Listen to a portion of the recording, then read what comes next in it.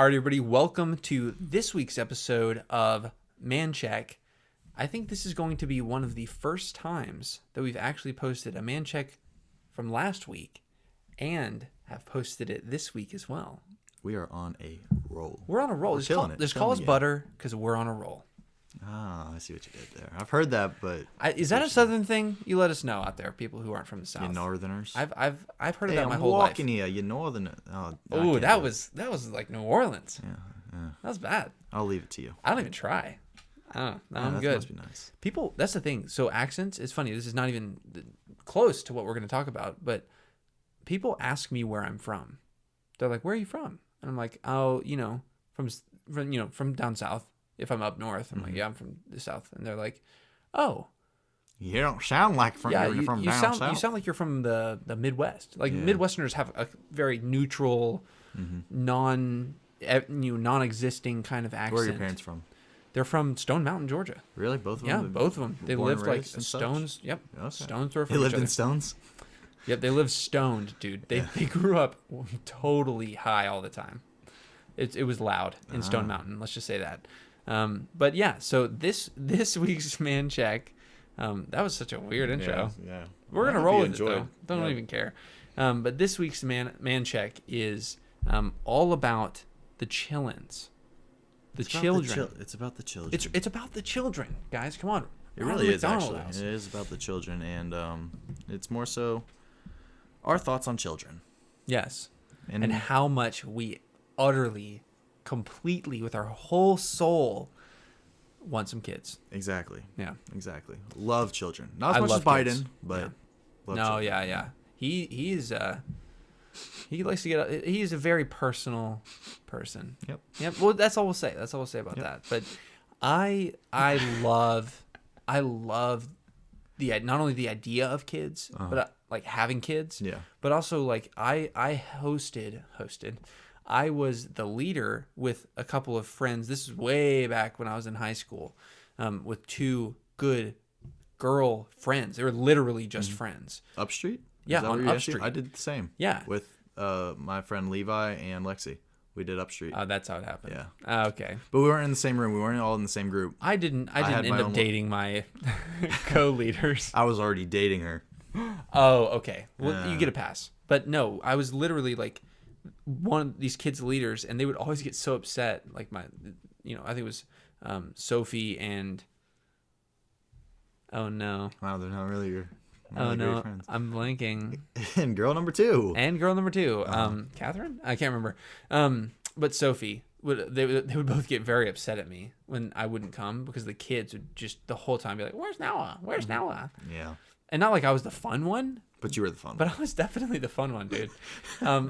And it's not like we would have fun to the point where they couldn't be serious. It was like, it's same thing I did on the hall at Tech. It was like, I'm gonna have fun with you, but the second I need seriousness from you, you better give me seriousness. Yeah. And it was like a very high respect. I mean, they're like little tiny kids, so they don't understand the concept of respect. That's what I love about like being a leader of like little kids. I did ASP, which is the after school program for elementary school, and I had kindergartners. I was in charge of kindergarten. There it is, girl number two, Courtney. Wow, sorry, that Courtney. confused the crap out of me. Sorry, but I had to say it. I had to blurt it out. No, I like that. But I was an ASP teacher, I guess you could say. And I had kindergartners, and my favorite thing to like with that kindergartners, they believe anything. You can tell them anything, and they'll believe it. So like when they're being loud and screaming and things like that, you just literally say, "Hey, if y'all don't stop, talking so loud, your ears are gonna fall off." And then they look at you like, "No, no." They believe you. They believe you. They do 100%. And I mean, I think I so many thoughts go through my head when I think about having kids. I am stumbling on my words so much. No, that's I how know. excited I feel. Like I think about it. It sounds really weird, but like I cannot wait to be a father. You're not even dating that. anybody. Exactly. Like you would. I'll tell you right now, if you were saying this and you were newly budded into a relationship, she would probably be like, "Oh, yep, hey, yeah, we need to break up." Right now. Like we're done. It's kind of the equivalent of the girl showing up at the first date in the wedding dress. Exactly. Well, but like I can't wait for kids, but I'm not ready for them. So Although girls are like pretty or I say girls. They are pretty. Yeah, no, I agree. Girls are very pretty. Girls are very pretty. But I think girls are much more kid oriented than guys. I mean, obviously they're the ones who nurture and make whatever. them. But yes and no. But like with your whole little group, all the kids seem to have liked you better or wanted to hang. That? I think. See, they like to think that maybe it's because we like give birth to them, so we yeah, nurture, girls create them. We're kinder and like. If you want to be loved and nurtured and things like that, yeah, sure, go to the female. But if you want to have fun and good time and enjoy life and be a kid, dads, boys. Man, you are about to get that's fine. So much that's heat. fine. I can take the heat. So much I can take the heat. If you can't take the heat, get off the court. Well, okay. Here's the thing though, because I'm actually gonna play devil's advocate for that because I always felt when I was younger I was a mama's boy. Oh, I was a mama's boy too. For sure. So I'd be like, my dad would walk in the room. I'd be like, Mom, like I would not want to be with my dad, and so wow, I just experienced a memory from my childhood. We brought it back, wow. Mitchell. We brought it back. Unlocking them like I know this podcast, dude. So yeah, I was always a mama's boy when I was younger, and that pretty much significantly transitioned to having that like really strong relationship with my dad because obviously I was growing up into a young man. He was the man in my life that was like really showing me the ropes and like the decisions I need to make and all of the things that I need to know how to do as a man. That was that transition, that switch. So for me, it was the exact opposite of what we have experienced with kids. Yeah, I fell into the stereotype that I was just talking about. Now that I think back about it, I was scared of my mom when I was little. She was like more so the Punisher. I was scared of my dad too. Whenever he pulled that belt off, I crap myself. But hey, do that, and then you give yourself a little extra cushion. Yeah, exactly. But I always liked hanging out with my dad more when I was younger than my mom, because my dad was more. I felt like my dad was more fun, more easygoing. Would take me to games and things like that. Which one wouldn't punish you? Wouldn't punish me exactly. And then my mom was more the authoritative, whatever Punisher, the Punisher. Yeah. But now that I've gotten older, it's kind of switched where like I'm still really close to my dad. We talk all the time and we get into deep conversations. We can always have man-to-man conversations. But like I think my relationship with my mom has gotten better since I've been younger, meaning on a personal level. Yeah. Where like I do things for my mom now without question.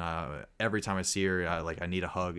Being a mama's boy, whatever. You have to talk to her, once or twice a week, all the time. And it's weird how it's flipped. Like, does any of this make sense? Like when I was younger, it was like scared of mom, loved dad. Now it's kind of flipped.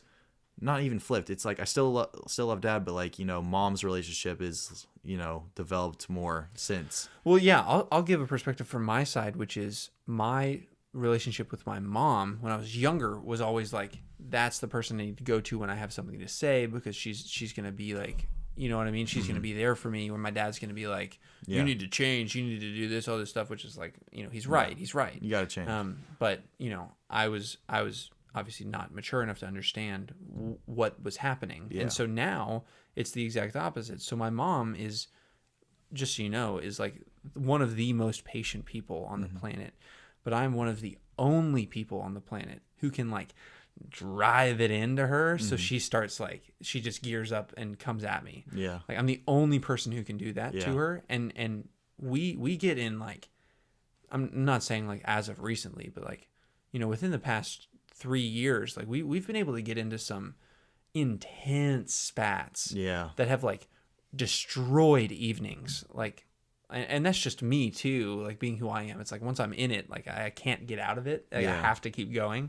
So and I'm much closer with my dad now than I was before because he's kind of me. He's a lot of what I want to become later in life. So. Yeah, mine was opposite. I think I developed more with my mom over time. I feel like my dad and I started off strong and we've maintained that. And then my mom and I have just the difference, the delta relationship with mom, all you math nerds out there. Oh, no. Is much greater. But the one thing that came to mind, and if you were watching YouTube, you saw my face light up when Noah started talking, was in terms of roles of parents, I remember I was a little chicken when I was little. I literally like I couldn't sleep at night. I'd always like somehow end up in my parents' bed when I was little, all the way up until like 3rd grade. I was scared of the dark. Yeah, it was pretty late in my life career. Oh, well, I got a story, but keep going. But like this is how I pictured it, is in terms of roles. Whenever I'd go into my parents' bedroom, it depended on how I felt that night. Like if I was feeling sick, or my stomach doesn't feel, or I was throwing up or whatever, I'd go to my mom's side. So I'd go to the right. Okay. Like, just picture the bed. They're both sleeping there. One's on the left, one's on the right. If I was feeling, sick or needed like comfort or like that, I'd go to the right. Right. But if I was like scared, I thought there's a ghost in my room, or something was coming to attack me, I'm going to the left, because you're going to Muscle Central. I'm going to Muscle Central, and I think that's crazy to think like, you kind of chose one of those, and nobody told based you off to do how that. you were feeling. Exactly, that was just kind of like hardwired, or how you were brought up in terms of the. I think it's just a nurture natural instincts. Yeah, it's survival. Yeah, so I just figured I'd point that out, because that's one thing I really caught on to as I got older and looked back and realized like, wow, they kind of had those roles whether they liked it or not. Yeah, because my mom was a stay-at-home mom my whole upbringing. Mm-hmm. And, as much as stay-at-home moms are kind of ragged upon nowadays, I really felt like that gave me an extra benefit. I mean, obviously we had the luxury of being able to have my mom at home, but, that she wanted to do that, and she wanted to be here for me and my sister.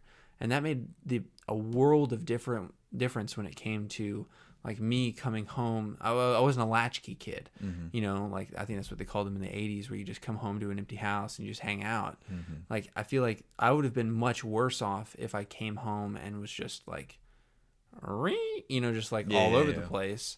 And it was, she was there. She was able to be that kind of grounding force in the home. And so I'm just curious, like, how do you, like, for our experience with Upstreet Kids, which was our church like child program, I wonder how we get kids to like us more, or our kids. Let's say for the future when we have kids, how do we get our kids to like us? Yeah, because that's the eternal struggle of parents. Is your kids are friends with you when they're young. They kind of, grow into the teenager years where they totally rebel and hate you. mm-hmm. And then after that, 19, it cusps to 20, all of a sudden they like you again. Yeah. And so how do you work past that and like raise kids that just like you? Mm-hmm. And I'll tell you right now, it's But not being their best friend. Yeah. Yeah. It's, you can't be your kid's best friend, or else they're just not going to respect you. Yeah. And then, but that's where it's tough. Yeah. That's the hard. You got to have the respect and them like you. Yeah, that's a tough one. Are you going to spank your kids? Oh yeah. Oh, 100%. Yeah. 100%. I think with society, I was spanked as a kid, and we talked about this. I don't see it as brutal punishment or something that should be truly frowned upon. I think of it as a great life lesson, and you're teaching your kids not to do something. Your kids start screaming and drawing all over the walls, and you throw them in the room and be grounded. What if they start liking being in the room and being grounded? What if they like being alone? Then it's not a punishment anymore. And then you're also teaching them, hey, to be alone, to not be social. So I think, frankly, the fear of God is great, because I want to be able to. I just want to pull up my shirt and my kid see my belt and him know, okay, I'm sorry, I'm done. Yeah, like I was. Well, so I was actually read online. I can't remember where it was. No, it popped up on YouTube. YouTube is kind of turning into TikTok. Yeah. But one of the little like pseudo TikToks came up, and it was like, one of those voiceover Reddit, like, when was a time when what was a time when your mom actually got to 0 and what happened? And one of them was, I was laying in bed and she said, don't make me get to 0, or, it's time to go to school or whatever. And she got to 0, and it said she sighed, she walked out of the room, and the person that was like, oh, perfect, and he kind of fell back to sleep. She came in with a giant bucket of water and just dumped the whole thing on him. And it's like, and then from then on, they said whenever in the morning my mom even shook like a glass with ice in it down the hallway, up and out of, like, shoes on, pants on, ready to go, like immediately.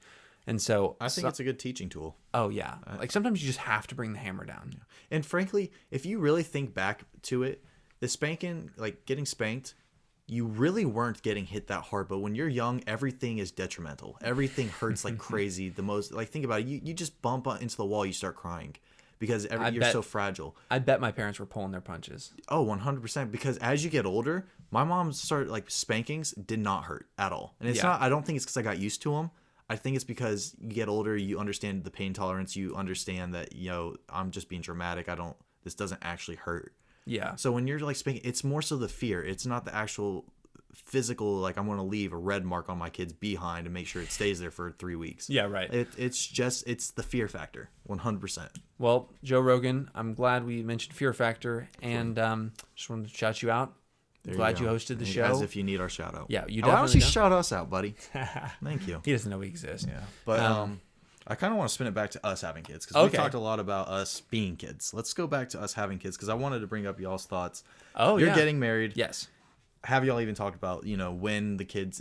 I remember when I was dating my exes, how we already planned out, like, when we're this age, we're going to have this many kids. Exes, like plural? Yeah. Or just with Lexi? Okay, yeah, just with Lexi. Okay. But we planned it out, like, by this age, we're going to have this kid. By this age, we're going to have this kid. We had names picked out. We had the order of which we hoped, the kids would be male or female. Right. Have y'all talked about that? Yeah. If so, tell me. We've definitely talked about it. I mean, I feel like most couples, whether you're getting engaged, married, or not, like everybody kind of talks about like, oh, we'd have cute kids, to some extent. You also think about that. It'd be really messed up.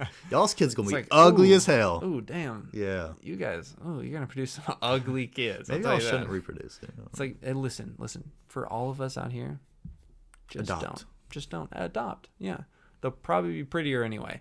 But no, yeah, we've definitely talked about it, and I'm less eager to have kids soon than Ellie is.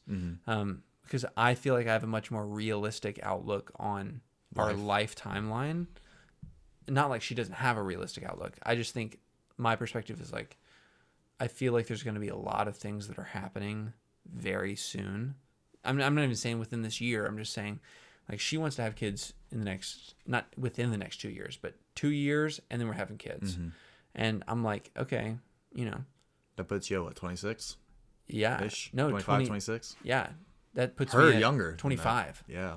So she'd be having kids at 23, which isn't bad. It's not bad. I think her thing is she doesn't want to be old parents. I don't either. So she doesn't want to be like, mid 30s and then finally getting to kid 1 and then being 40s by kid 2. Like, that just seems... Yeah. I want all mine before 30 personally. I'm totally on her team when it comes to that, 100% on her side.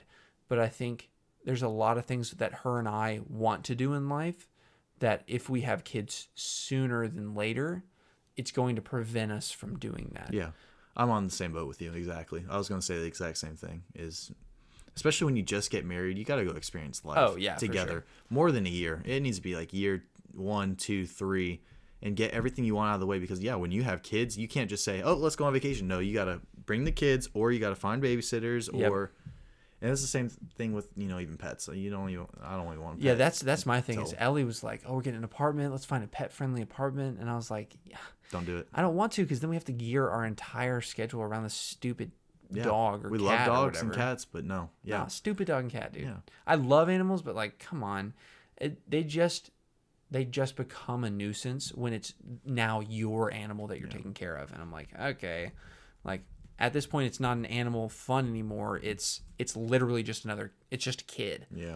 And I'm like, oh, well, if we're going to wait at least 2 years, let's wait that long to have animals. So how many kids do you think?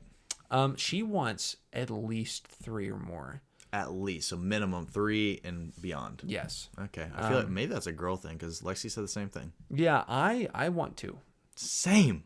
That's what I told her too. I was like, 1's too little, 2 is perfect. 2 is perfect. But I will say, because three is like, you only really have 3 if you're looking for that safety child. Have you seen About Time? Mm-mm. So in this movie, one of the main characters, she goes into how she wants to have another kid. And it's a big emotional point in the movie, whatever, it doesn't matter. I cry my eyes out every single time I see it. But she wants to have a kid, a third kid. And she's like, listen, this is our safety kid. What if the first one's way too smart and the second one feels dumb? We have to have a third kid to be middle to make sure that middle kid doesn't feel like they're stupid all the time. Yeah. Wow. I have not heard of that. I was thinking the only reason I would like voluntarily have 3 is if I have 2 girls to start or 2 guys to start, because I have to have, but also that third one's gonna be adopted. If I have a third, really? I want the third one to be adopted because Because frankly, if I get 3 girls, yes, I can't wait to be a girl dad. Cannot wait. That's going to be the highlight of everything. But oh boy, 3 in one house, 4 including my wife too, 4. That's a lot of estrogen. Yeah, I don't think I can deal with it. Dude, so. you're gonna start growing tits. Yeah, she's gonna be breastfeeding. She'll look at me. Pull up the nipple. You got to do some work here. Come on, hey boy, come on, Exactly, come on over. so- Can guys can't produce milk, can they? They technically in a way can. They can lactate at least. Dude. Yeah, but the little foreshadowing. Pros can do that. I didn't experience that. Really? Yeah, but I've known people that you have done it, and it does produce lactate sometimes. Okay, if you don't do anything smart. But yeah, that's a We're gonna end on that. Thank you for tuning into This Man Check. Great ending. I think more of the story here is men, don't lactate. We'll see you next week.